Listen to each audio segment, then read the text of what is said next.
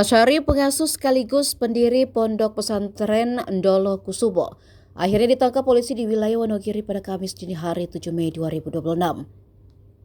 Kiai yang dilaporkan dalam kasus kekerasan seksual terhadap santriwati itu baru ditindaki setelah menguak akhir bulan lalu. Rekaman video proses penangkapan Asyari dan orang yang diduga membantu pelariannya viral di media sosial. Asyari terlihat diamankan oleh anggota Polresta Pati saat mengenakan kemeja batik dan celana pendek. Sebelum ditangkap, Asyari sempat berpindah-pindah lokasi untuk menghindari kejaran aparat.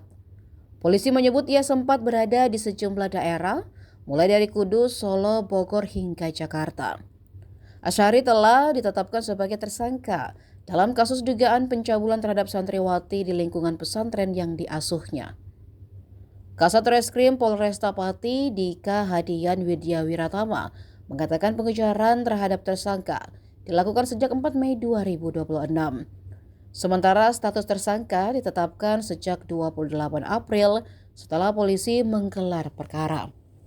Kasus tersebut sebenarnya sudah dilaporkan sejak 2024, namun proses penanganannya sempat terhambat karena sejumlah saksi memilih mundur.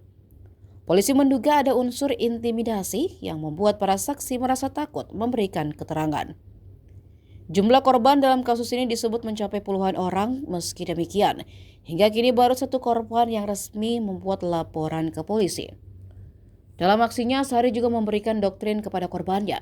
Doktrin ini diduga diberikan Asyari untuk memuluskan aksi tak senonohnya, bahwa murid harus ikut apa kata guru agar dapat menyerap ilmu.